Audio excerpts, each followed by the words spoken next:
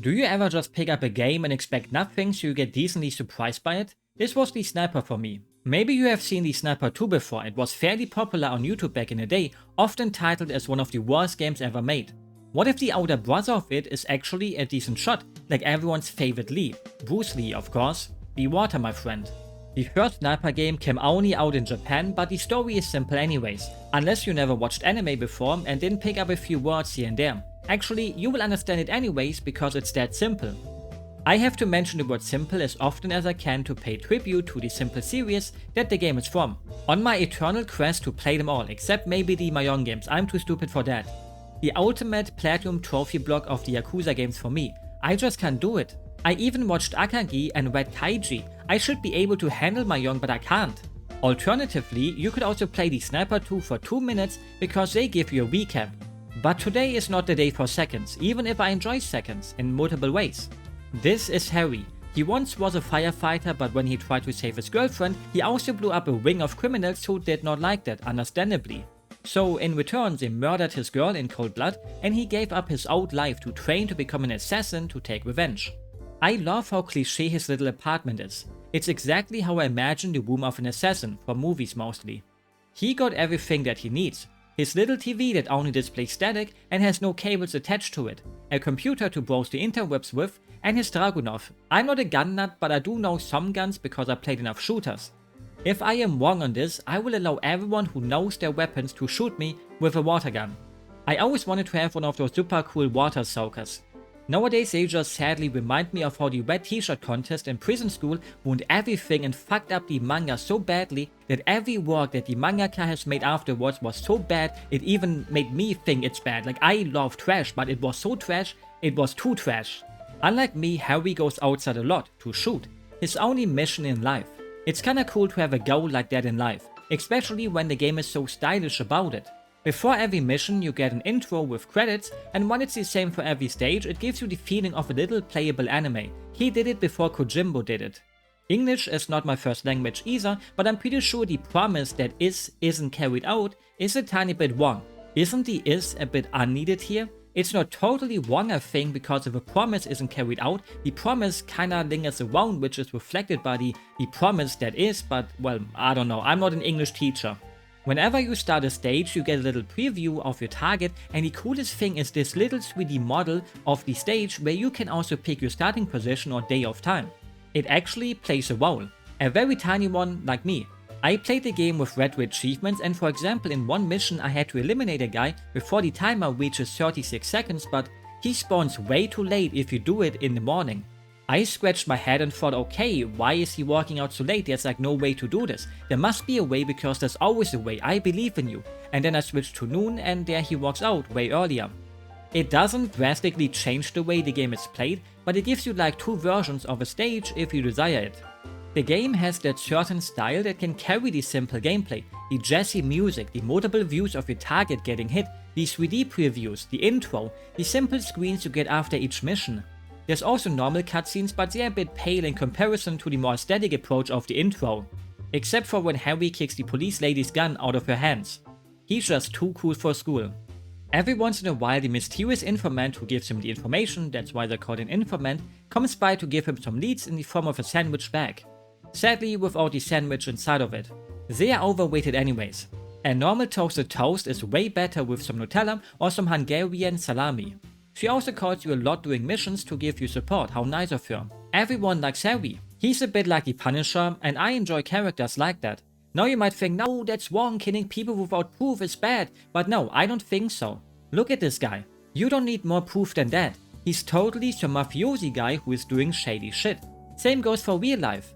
Nowadays there is so much stuff to get caught by. Most wrongly convicted people are still from like the 80s.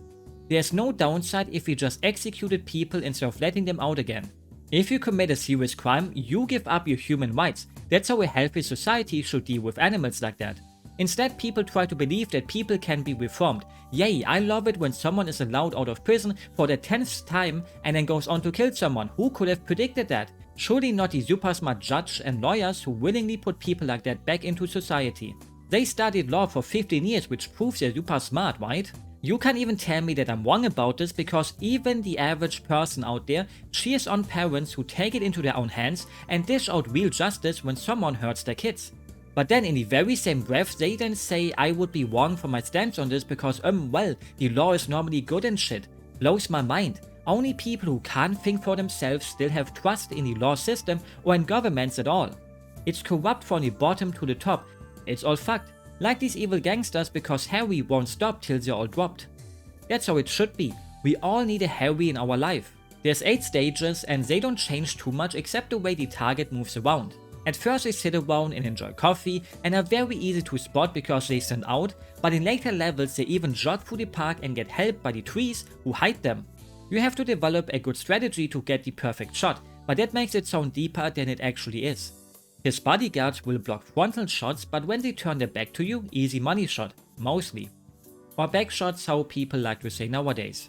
The only thing you have to really consider is the bullet travel time for moving targets.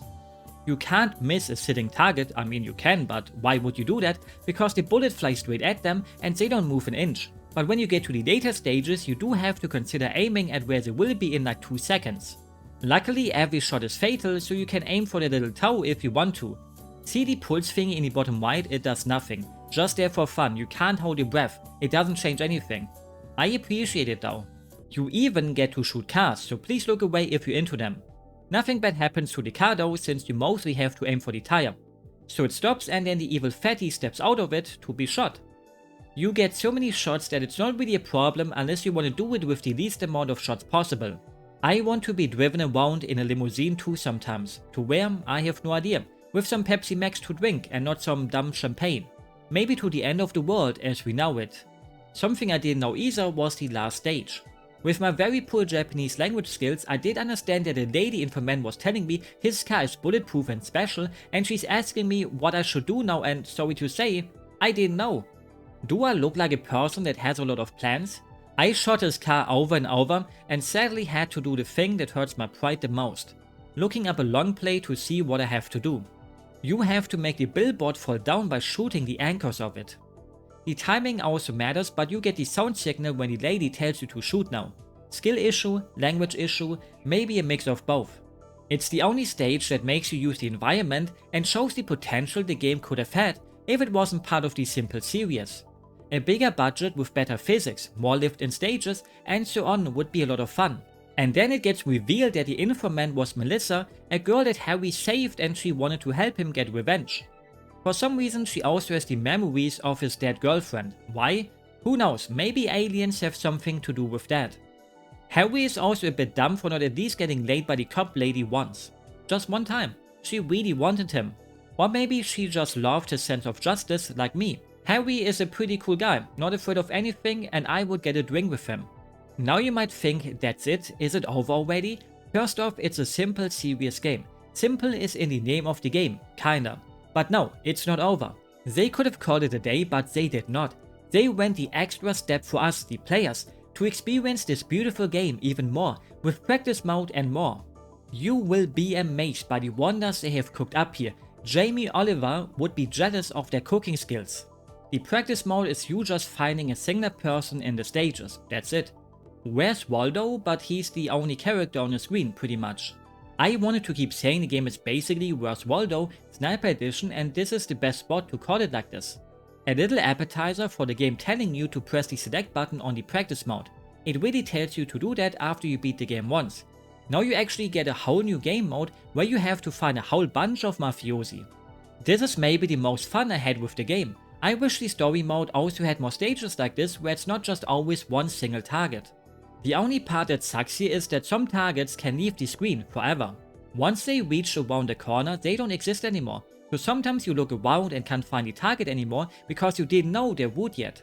You have to look around everywhere, count and learn their paths a little bit, and hope you didn't miss it by a single second. Again, it's not super deep, but you won't be able to just rush through it. You know what else you will be able to rush through though? Playing through the game again. Because on your second playthrough Harvey becomes blonde. Yep, that's the only difference. It only takes like 10 minutes and it's worth it. I have blue-balled you enough to finally be able to tell you that you can shoot ET in the game. Suddenly there's aliens. On your third playthrough you have to check the humans with the double zoom, which now also detects aliens. They are so cute though, you almost don't want to do it. Especially if you're a fan of tentacles. Look at them go. They're too cute. I can't make a sex joke here. I can't. I don't want to have sex with them. If they really looked like ET, I would have no problem because he is the ugliest creature I've ever seen. I hate ET. He's ugly. He's tiny. I don't know what else to say about him. I wanted to put a your mom joke here, but I respect women, especially moms, only if they're hot though. It gives the game another spin, but I have to think how many people reached this point. Many probably never even did a second playthrough because they saw no difference except for Harvey dyeing his hair. So they missed out on seeing an actual UFO, the highlight right at the end of the game. Just a bit sad that you have to kinda make it go kaboom. In the end, I think it's not as bad as I thought it's gonna be because I only have known of the Sniper 2. Is it short? Yep. Is it simple? Yep. Is it fun anyways? Yep. Just like me. Maybe I was a simple game in my previous life. I think I could actually recommend this game to people who enjoy some arcadey shooting with a bit of Oswald flavor. I kinda spoiled you on most of the missions though, so I'm sorry for that. But if you decide to give it a go, you will get stuck on one of the alien missions for a bit. I can guarantee you that. Soon it will be time to see if the Sniper 2 is truly bad. From what I remember, it probably is. With that said, I hope you will have a good day, a good night, or whatever fits your time zone. Maybe I will just use my free time to actually learn Mahjong. It's probably really relaxing for your soul and I think I need that. Always remember, revenge stories where the guy fulfills his goal and doesn't start to cry like a baby about what he will do now in life are the best ones. Thank you Harry for not being a little bitch who cucks himself out of a fun life. Fuck you Vinland Saga, you were a trash manga after the first arc. And I hope Harry doesn't turn into a cuck in the Sniper 2. I really hope he doesn't. Bye bye.